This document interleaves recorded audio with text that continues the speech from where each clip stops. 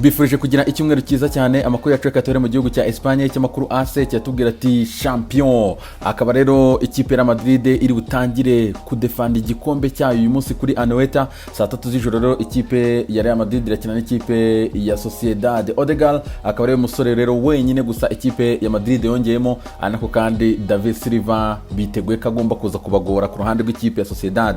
AC kandi ikabitubwira yuko Gareth Bale na Reguilon bamaze kujya mu ikipe ya Tottenham Hotspur.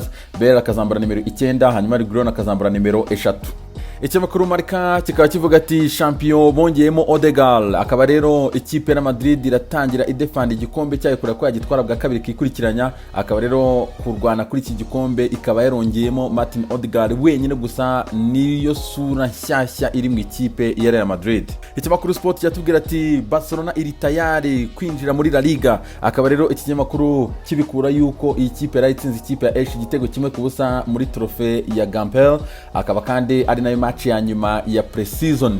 Igitego rero kikaba cyatsinzwe na Antoine Griezmann kwande ikipe ya FC Barcelona. Mundo Deportivo nayo ikavuga ati Gampel badafite Riqui Puig rero uyu musore akaba Ronald Koeman yamubwiye ko atamufite muri gahunda, yarari no muri stade yicayemo wenyine.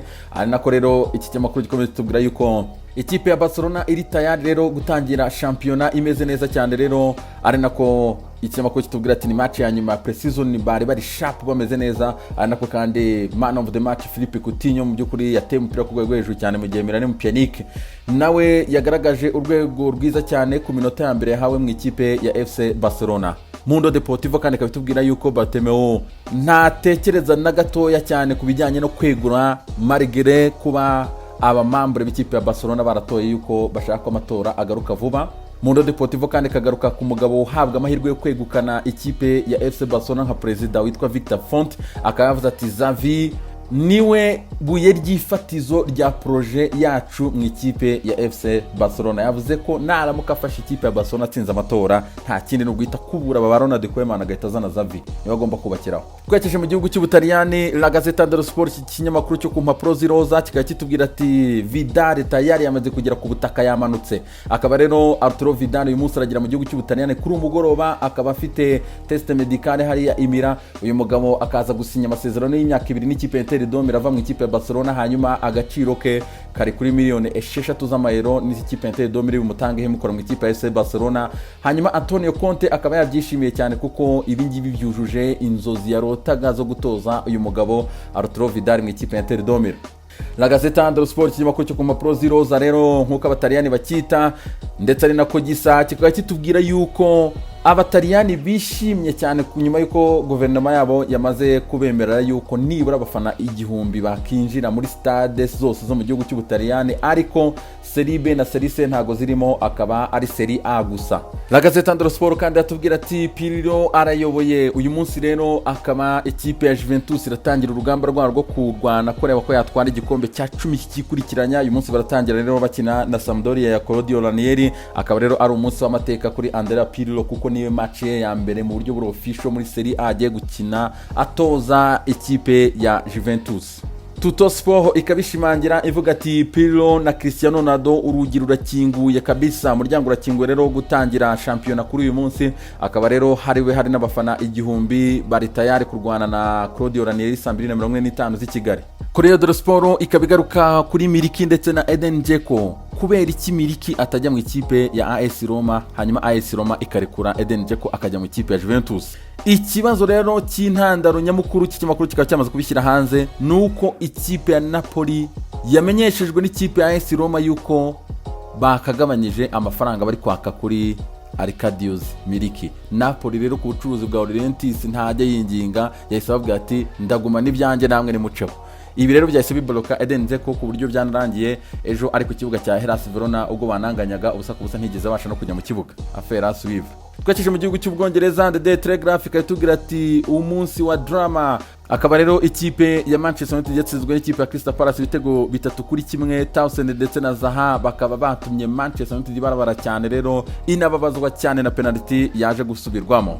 The Daily Telegraph kandi ikaba igaruka ku ikipe ya Arsenal tubwira ati Arsenal yarokowe na Eddie Nketiah mu minota ya nyuma, ikaba rero yatsinze West Ham ibitego 2-1. hanyuma kandi ikinyamakuru kitubwira ati ni imvura y'ibitego, ikipe ya Leeds yatsindaga Fulham 4-3, rero habonekamo ibitego 7 muri iyi match, ari nacyo cyita ngo ni imvura y'ibitego. Anako kandi ikipe ya Everton yatsinze West Bromwich Albion ibitego 5-2. Ikinyamakuru The Sun kikaba cyagarutse ku mutoza Ole Gunnar Solskjaer, ibyo yatangaje mu by'ukuri akavuze ati baturushije, ati dukeneye guhita twongeramo imbaraga mu buryo bwihuse cyane, ati twagwiriranye rwose, ati ba meritaga kudutsinda iyi match, ati bari sharp, ba challengingaga ku rwego hejuru cyane kandi banaduteye amatakere bayihutaga cyane, byari hatari. Ati twatangiye tugenda gahoro byica umukino wacu wose, ati tumeze nkaho tutarangije sezo ishize, ati kuko twarangije sezo hagati mu kwezi kwa 8. Ati rero abakinnyi ntibigeze bagira umwanya w'imyiteguro ngo babe sharp, ntitwigeze tubona umwanya wo gukinana ngo abakinnyi bazane forume. Tuva ngaho tuzamuka ikinyamakuru The Sun kandi cyagarutse ku musore witwa Kyle Walker rero kino ikipe ya Manchester City ari mu bibazo bikomeye cyane, akaba umudamu we yaramuciye inyuma muri lockdown. Yobowe uyu musore rero akaraje kubimenya nyuma, ari nabyo rero byahise nkaho byamuteretse hasi mu by'ukuri igihe bahuraga na match ya Iceland rero n'Abongereza. Ira match yari ikinya ariko ngo ameze nkaho dahari mu mutwe ku buryo byatumye anahabwa n'ikarita y'umutuku nk'uko ikinyamakuru kibivuga. Ikinyamakuru kikaba kivuga ko rero umudamu we witwa Annie cyangwa se umufiance we nk'uko bari kubivuga ahangaha, akaba rero yaramuciye inyuma n'umusore w'imyaka 20 witwa Joshua Cox. Ubu rero ubu butipe butoya buba bwaciye inyuma abadamu bakuze bafite afite imyaka 27, nibyo Abongereza bita ngo yamuciye inyuma n'agatoy boy. Ubuhungu bumeze nk'ubutuwarete. Akaba rero iyi nafere yo gukurikirana rero Kyle nkeka ko ibingiye bigiye kudestabiliza kariyeri mu buryo bukomeye cyane. Ikinyamakuru The Sun kandi cyagarutse kuri Wifi Zaha akaba uyu munsi ariko twamenye neza byagenze bite kugira ngo ave mu ikipe ya Manchester United, bikaba byashyizwe hanze na Patrice Evra rero yari kuri Sky Sport ku munsi w'ejo, akaba rero yavuze impamvu Zaha yavuye mu ikipe ya Manchester United n'umupira ukamunanira. Ngo bari muri pre-season nyuma yuko Zaha yaraje mu ikipe ya Man United, noneho yarakinaga icyo gihe, yarakinaga ameze neza cyane ari kuri level ifatika. Birangije haje gukururwa inkuru ishobora kuba yarazanywe n'uyu Patrice Evra avuga ko Wifi Zaha afrekanta umukobwa wa David Moyes witwa Lauren, icyo gihe afite imyaka 19. Moyes byagiye hanze mu binyamakuru icyo gihe ngo bari muri pre-season. Moyes yahise arangiza kariyeri ya Zaha mu ikipe ya Manchester United. Ngaho nguko rero nguko ibintu yagenze. Evra akaba yarangije asaba imbabazi mu by'ukuri, avuga ati rwose turasaba ndiyeskije ku byabaye ibyo ari byose mu by'ukuri kuko nta kuri kwari kurimo. Ikinyamakuru The Sun kandi cyatuzaniye amatransfer hano rero kitubwira kuri Daniel James. Uyu nguyu akaba ari gushakishwa cyane ikipe ya Leeds si ubwa mbere mushaka. Leeds yaramushatse mu kwa mbere 2019, ku munsi wa nyuma birangira ikipe ya Swansea imwimanye. Muri sama akurikiyeho Man United yahise imugura £18 z'amapaundi. United rero ikaba ifite uyu musore ariko asa nkaho atazakoreshwa cyane muri iyi season, nabo bakaba bayiguza undi mu winga, bikaba rero bivuga yuko ari gushakishwa cyane ikipe ya Leeds kureba ko yamutira ikazabimugura cyangwa se ikaba yareba ko yamugura mu buryo buri permanent. Affaire à suivre. Ikinyamakuru The Sun kandi cyagarutse kuri Gaston Ramirez, n'umusore w'ikipe ya Everton bari baratije. Uyu musore akaba ahembwa $100 by'amapaundi ku cyumweru, asigaje kontara y'umwaka umwe. Iki kinyamakuru rero kikatubwira ko ikipe ya Everton ishaka kumurekura burundu, igiye kumwishyura utwe hanyuma akazinga utwe akigendera. Uyu musore ubundi sezo ishize yakinye mu ikipe ya Real Valladolid mu gihugu cya Espagne. Mu gihe kandi ku ruhande rw'ikipe ya Liverpool bafite umusore witwa Liam Brewster, akaba rero uyu musore yaraganiriye icyumweru gishize na Jurgen Klopp, yamaze kubwira Klopp ati ndashaka kuva hano nkagenda. Nyuma rero yiza rya Diogo Jota rwose arasa nkaho nta mwanya azabona. Uyu musore rero Liam Brewster akamaze kubwira Klopp yuko ashaka kuva muri ikipe akigendera. Affaire à suivre.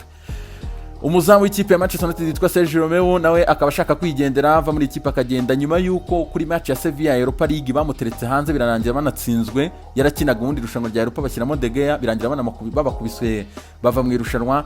Akaba rero uyu muzamu yarababaye cyane, rero arabona akagomba kuhava n'ubundi nta n'umwanya azabona kuko ngo yamaze kuba umuzamu wa gatatu nyuma ya Dean Henderson ndetse na David De Gea. Ikinyamakuru The Sun kandi cyagarutse ku ikipe ya Crystal Palace tubwira ko iyi kipe ya Palace ikoresha ishoboka byose kureba ko yagurisha Christian Benteke rero marashakishwa cyane ikipe ya Fenerbahce n'ikipe ya Club Brugge. Uyu mugabo niwe mubonyemo amafaranga meza, baraza kuza kuyifashisha mu kureba ko bazana Liam Brewster w'ikipe ya Liverpool cyangwa nibaramuka byanze barahita bashaka umuwinga w'ikipe ya Brentford witwa Said Benrahma, akaba akomoka mu gihugu cya Algeria. West Brom ikaba iri kugerageza ibishoboka byose kureba ko yazana rutahizamu w'ikipe ya Rennes mu Bufaransa miliyoni 1 y'amapawundi, ikareba ko yamutira, ariko ikipe ya Rennes ikaba iri kumwifuzamo miliyoni 3 z'amapawundi. Affaire à suivre. Manchester City ikaba iri kureba ko yazana Jules Koundé w'ikipe ya Sevilla, biravuga ko Man City yamutangaho miliyoni 50 zose zirimo n'amabonus z'amayero. Affaire à suivre. Nako kandi ikipe ya Leicester City imaze kugaragaza Chenzing Undele bakuye mu ikipe ya AS Roma mu gihugu cy'Ubutaliyani, bakaba bamaze kumutira, hanyuma bakazamwishyura miliyoni 24 z'amapawundi. Rero nibaramuka abamushimye muri sama itaha. Mario Mandzukic uyu nguyu nta kipe afite, akaba ari mu nzira zerekeza mu ikipe ya Lokomotiv Moscow mu gihugu cy'Uburusiya, akaba rero bivuga ko agiye gusinyayo imyaka 2. Ikipe ya Olympique Marseille mu gihugu cy'Ubufaransa ikomeje kugenda ikora udushya. Ejo bundi yagiye muri stade yandikamo mu by'ukuri imbere ya match ya Saint-Etienne, yandikamo ngo c'est Marseille bébé, byarangije bayikubise 2-0. Ubu ngubu rero ikaba yahinduye, noneho ikaba yazanya kandi gashya ngo Olympique Marseille irangishiraho akayitwara ka Champions League. Abantu rwose bashimisha abafana. Yitwa Maximiano Allegri. Reka dusorezaho rero uyu mugabo akaba yagaragaye kuri Rai International mu kiganiro cyabo bita Dance with Stars, akaba rero yagaragaye abyinana n'umukobwa hariya kabisa abazi indirimbo yitwa Viva la Vida ya Coldplay, akaba rero ariyo yabyinaga ahangaha rwose. Musa gushaka izi video zuzuye kuri YouTube, hanyuma murebe uburyo Maximiano Allegri yijajaye kabisa abyinisha umukobwa karahava ahangaha. Reba hano, reba hano, reba hano, reba hano. Show time kabisa. Uyu movie yashimishije abafana kabisa b'Abataliyani bumiwe cyane. Uyu musaza azi umuziki mwinshi cyane, bareba batoza ukagira ngo ni ibindi bintu. Musaza arabyina arisha inkumi ukagira ngo bwana afite nk'imyaka nka 17 kabisa. Kubita amapaha hano mu buryo bwa hatari, inkumi rwose ikajya imushyiraho amaguru ikamwizengurutsa umubiri wose. Umusaza ibingibi bishobora kuba yavuze ati iyi ni hatari cyane. Resami, icyumweru cyiza cyane, Imana ibarinde.